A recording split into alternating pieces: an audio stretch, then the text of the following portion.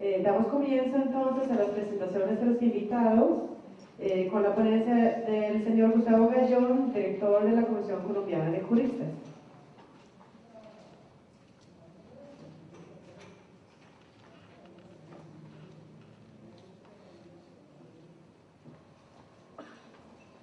Buenos días, quiero expresarles un cordial saludo y un agradecimiento también a todos ustedes, a los organizadores, a Camila, a Ricardo, a CTJ por haber organizado esta reunión, que me parece muy importante, me parece que es una buena oportunidad para que podamos reflexionar en torno a un tema ciertamente delicado. Y quisiera compartir con ustedes en los 20 minutos que me han dado 8 observaciones sobre este tema. Será un poco telegráfico, como de 2 minutos y medio por cada uno. Aunque no voy a entrar en detalle en el proyecto, pero sí creo que son consideraciones preliminares que deberían tenerse en cuenta en este asunto. Algunas de ellas soy consciente de que pueden impactar un poco porque son contrarias a la corriente predominante sobre este tema en Colombia. Pero bueno, las comparto con ustedes porque creo que así las veo, me parece que es lo que corresponde. En primer lugar, el punto de partida de una modificación de la ley 975 tendría que ser el reconocimiento de su fracaso, el reconocimiento de que no hubo un proceso de paz, el reconocimiento de que no hay condiciones jurídicas para la aplicación de los beneficios de ella. Lo voy a decir rápidamente, no me voy a detener exhaustivamente, pero tanto las condiciones de elegibilidad previstas en los artículos 10 y 11, si ustedes las analizan detenidamente, como las condiciones que señaló la Corte Constitucional al declarar constitucional esta ley, no se cumplen. La Corte en particular dijo que es factible, es posible dentro del régimen jurídico colombiano.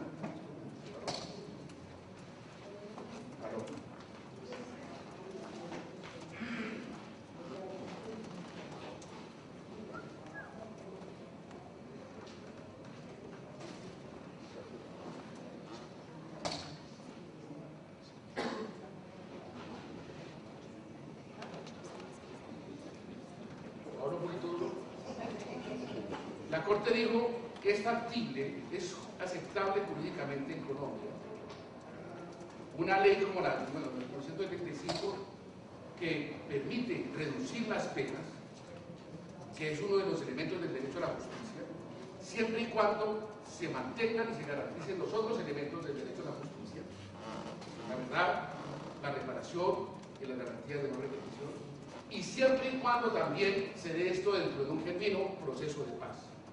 Porque, dice la Corte, se trata de conciliar dos derechos constitucionales, el derecho a la paz y el derecho a la justicia.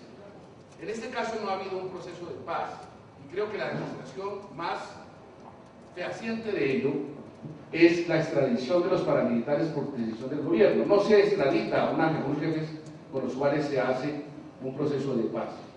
El gobierno reconoció con esto que efectivamente no había habido un proceso de paz.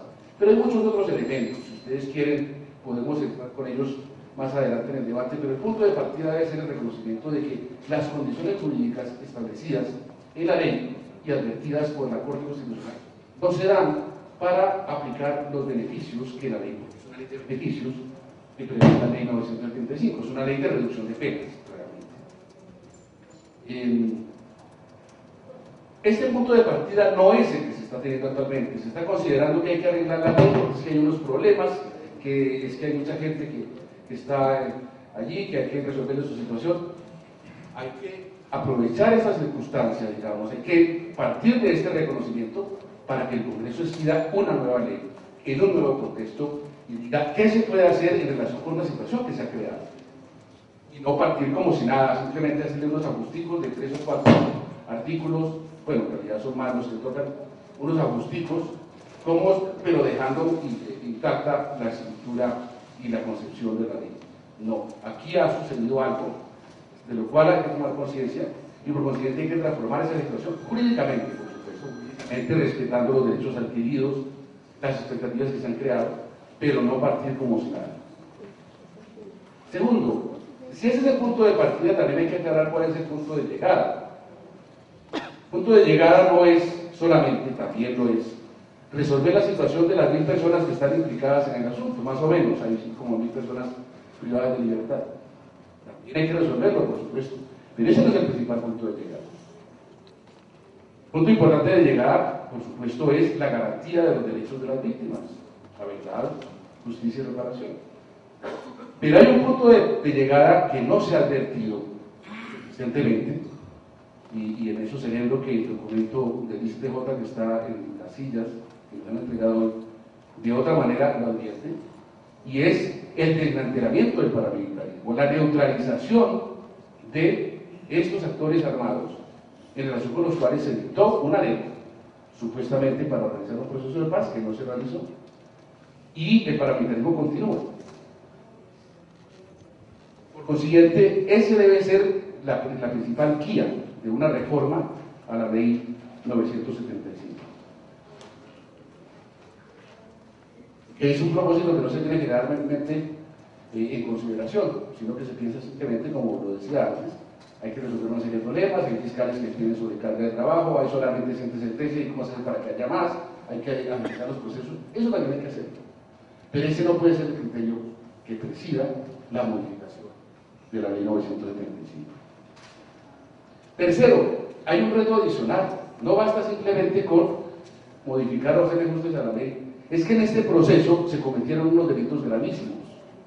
Se mató una cantidad de gente, más de 4.500 personas registramos en la Comisión Colombiana de Juristas que fueron asesinadas o desaparecidas por los grupos paramilitares mientras se discutía la negociación con el gobierno. Desde el 1 de diciembre de 2002, cuando el presidente Álvaro Uribe dijo que ese proceso estaba sujeto a la condición de que no hubiera ni un muerto más por estos grupos, hasta el registro que tenemos, el último corte es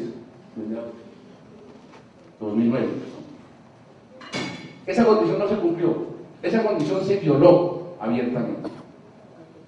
Hay discusiones acerca del número de personas muertas. Nosotros le entregamos a la misión de apoyo al proceso de paz listas con nombres y apellidos de personas en su momento, cuando eran 1.500 personas las que eran víctimas, cuando eran 3.000, etc.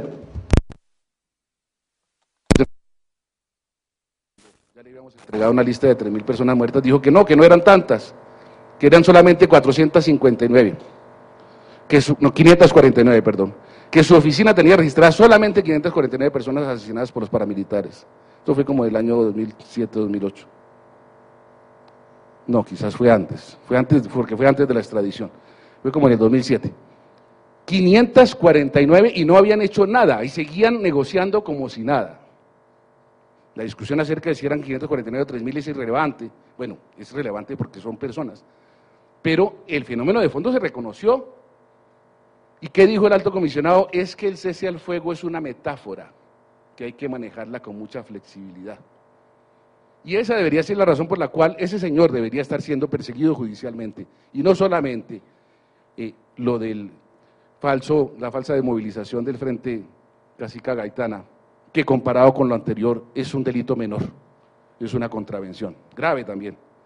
Pero lo otro, haber cohonestado el asesinato de miles de personas en Colombia durante este proceso sin haber reaccionado frente a eso. Y solamente en mayo de 2008 decir, sí, efectivamente están delinquiendo desde la cárcel, en consecuencia los mandamos para Estados Unidos, otra infracción a la propia ley. La ley no decía eso, la ley decía, si no cumplen las condiciones, pasan a justicia ordinaria en Colombia. Pues aquí se les alejó de las víctimas.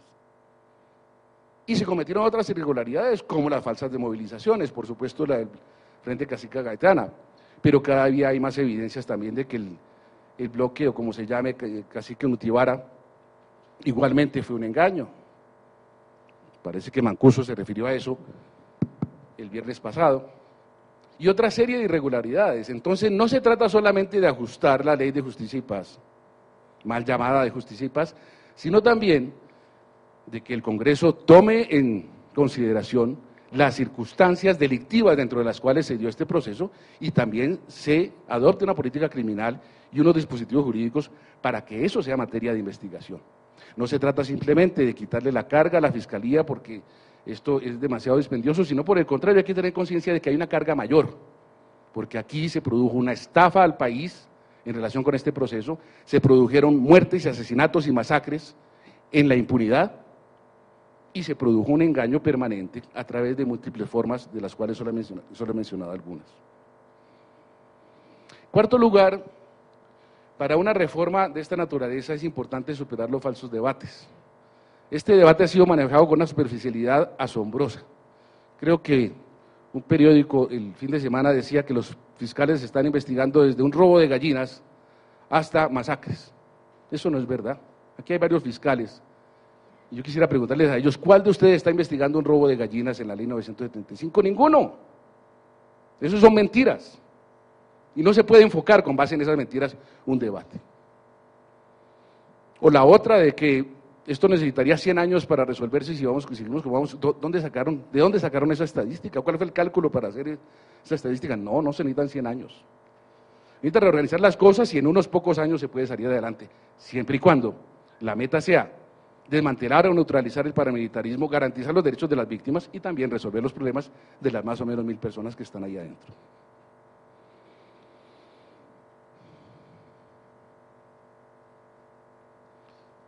En quinto lugar, y van a ser 9 los temas porque veo que hay uno que no anoté. En quinto lugar, el enfoque no debe realizarse solamente en relación con las personas que están privadas de libertad o procesadas por la ley 975. También debe hacerse en relación con las que no lo están. Y recordemos que el gobierno presentó a la Fiscalía una lista de aproximadamente 3.600 postulados. Y de esos 3.600 postulados solamente se han acogido a la ley 975 aproximadamente 1.000.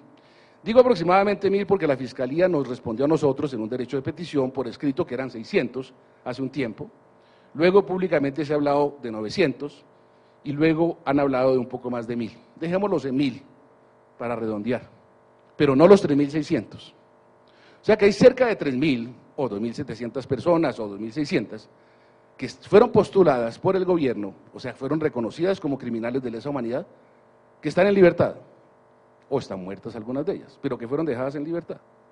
A algunos fiscales les pedimos que procedieran en relación con algunas de esas personas y no procedieron, y nos decían, pero ¿cómo hacemos si nosotros no tenemos herramientas? ¿Cómo que no tenían herramientas? Pueden librar orden de captura contra personas que eran reconocidas como criminales de lesa humanidad, pero las dejaron.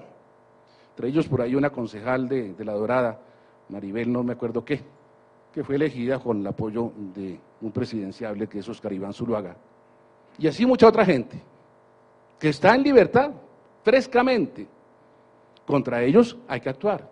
Y una revisión de la ley 975 debe prever qué se debe hacer con esas casi 3.000 personas, que son criminales, de altísima peligrosidad para utilizar los términos que les gustan a los legisladores.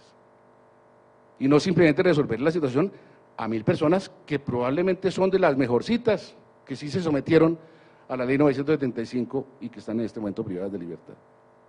Pero hay que actuar también en relación con otros que no están previstos en la ley, como he dicho, están previstos en la ley, pero en relación con los cuales no se ha actuado mayormente, que son los apoyos, los financiadores, los soportes económicos, políticos y militares de los grupos paramilitares, tanto agentes estatales que están dentro del gobierno y en las localidades, muchos de ellos, como particulares, empresarios, personas ricas, poderosas en las regiones, que han apoyado a estos grupos paramilitares. Eso también debe ser objeto de una investigación, además de las 1.000 personas más o menos que están privadas de libertad actualmente, para poder llegar a ese propósito, desmantelar o neutralizar el paramilitarismo, garantizar los derechos a la verdad, justicia y reparación de las víctimas y también resolver el caso de las 1.000 personas procesadas. En sexto lugar, habría que tomar cautelas muy especiales en relación con estos criterios de selección y priorización que se han puesto tan de moda últimamente, por varias razones. En primer lugar, puesto que no se trata de una ley de paz, puesto que no se trata propiamente en sentido estricto de una ley de transición, que aquí no ha habido transición, ¿cuál es el fundamento jurídico para hablar de selección de casos? ¿Tiene la Fiscalía, tiene el Congreso la potestad bajo la actual Constitución de seleccionar casos y decir aquí habrá casos que no? De crímenes de lesa humanidad estamos hablando, porque la ley 975 fue adoptada en relación con crímenes de lesa humanidad. No Me estoy refiriendo a otros instrumentos como la Ley 782 o la Ley 1424, que regula la situación de los otros paramilitares, los 28.000 restantes, que no fueron postulados a la Ley 975. ¿Puede en Colombia seleccionarse casos de crímenes de lesa humanidad para dejarlos de juzgar, para dejarlos de investigar? En las actuales condiciones no. Puede ser que como consecuencia del marco jurídico para la paz, sobre el cual podríamos hablar en otra ocasión, puede ser que se llegue allá, y eso tiene críticas y nuestra organización las ha expresado. Pero en el estado actual de la situación no es posible seleccionar, si por seleccionar se entiende dejar sin juzgar crímenes de lesa humanidad.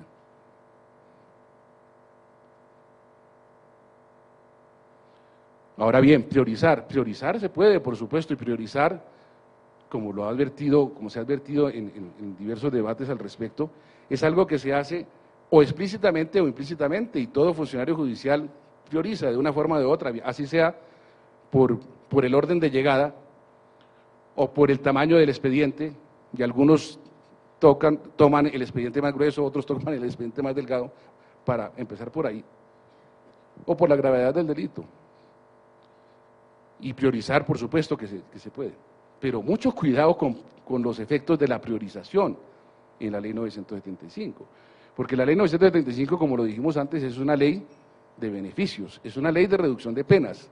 Por consiguiente, si se prioriza investigar y juzgar primero a los principales responsables serán los primeros que serán beneficiados con la reducción de penas. Entonces, no se dejen confundir los fiscales ni los legisladores con un manejo simplista de la priorización. La priorización debe hacerse con el objeto de organizar la información y la investigación y el juzgamiento de esa forma que permita tratar en conjunto los crímenes más graves, los crímenes cometidos por los diversos bloques y esclarecer la verdad acerca de lo sucedido y por consiguiente impulsar el proceso de tal forma que se pueda satisfacer el conjunto del mismo. No consiste la priorización en pasar por la fila primero a los más responsables y dejar de últimos a los menos responsables, que serán los últimos en recibir los beneficios de la pena.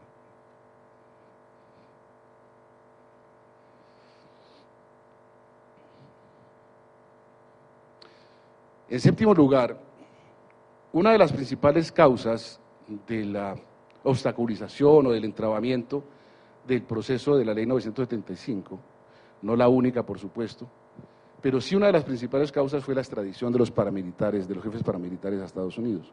¿Por qué? Porque las audiencias se venían realizando sobre la base de una comunicación permanente, muchas veces para bien, puede que en algunas ocasiones para mal, una comunicación permanente entre el jefe paramilitar y sus subordinados anteriores, aquí. Y entonces de una audiencia a otra se recogía más información, se allegaba, etcétera. Con la salida de los jefes paramilitares se rompió esa cadena por completo.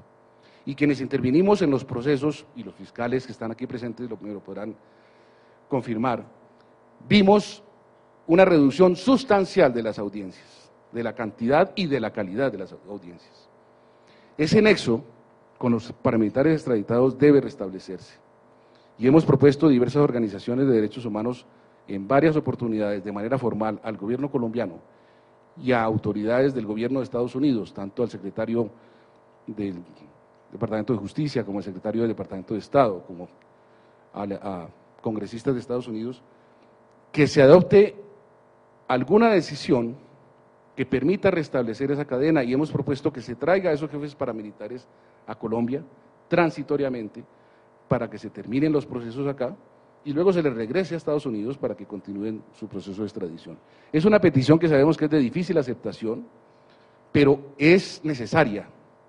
Con esto de diligencias en Estados Unidos, a través de control remoto, con fiscales que van cada determinado tiempo a ver si las autoridades de Estados Unidos les permiten la posibilidad de entrevistar a estas personas, así no se va a avanzar, y así por supuesto sí que pueden tomarse los 100 años. Pero si se trae a los paramilitares a Colombia, se hace un acuerdo de gobierno a gobierno, aprovechando las buenas relaciones que tiene este gobierno con los Estados Unidos, para decir tráiganlos acá y una vez que se termine el procesamiento con ellos, vuelven a Estados Unidos a completar sus condenas, podría ser muy importante. Ese es un aspecto clave para poder desentrabar el proceso.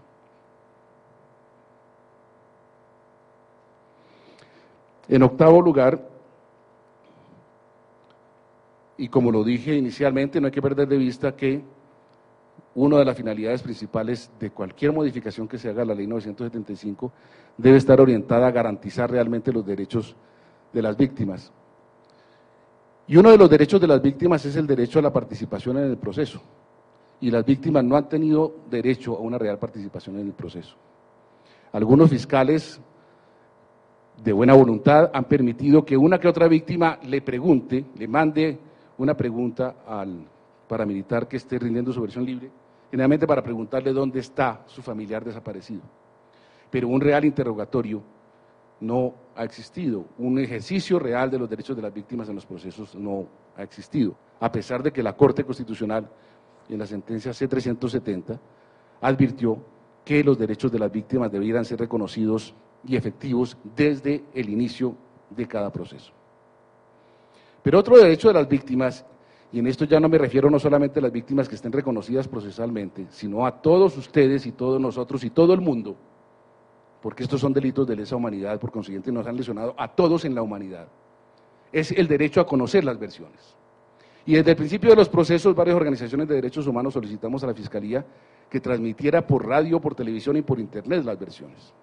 Estuvieron a punto de hacerlo, pero luego se modificaron las consideraciones al respecto y se expidió un decreto y una resolución de la Fiscalía negando esa posibilidad, autorizando sí al fiscal para que en algún momento posterior difundiera esas versiones. Han pasado 7 años y no se han difundido.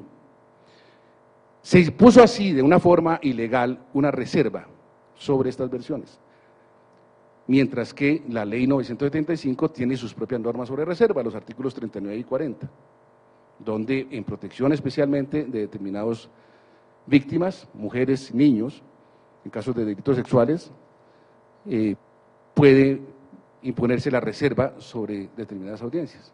Pero más allá de eso, el gobierno por decreto y la Fiscalía por resolución establecieron una reserva de carácter general, con el criterio de que estábamos en etapa de reserva del sumario y por consiguiente no se podían conocer las diligencias. Eso también es una falacia, aquí no hay sumario. Esto, a pesar de que tiene la apariencia de un proceso judicial, no es un proceso penal. La Ley 975 lo que organizó fue un trámite administrativo para conceder una reducción de penas, pero no es un proceso penal que merezca realmente ese nombre. No hay debate probatorio, no hay debate sobre la responsabilidad penal. Se trata de una verificación del cumplimiento de unos requisitos que cuenten unas cosas y al final, previa a una parada en un incidente de reparación, le dan una reducción de sentencia. Entonces aquí no hay la aplicación de la reserva del sumario clásica de un proceso penal normal. Aquí hay la reserva, debería haber la reserva que prevén los artículos 39 y 40 de la Ley 975, y no esa reserva que abusivamente establecieron el gobierno por decreto y la Fiscalía por resolución.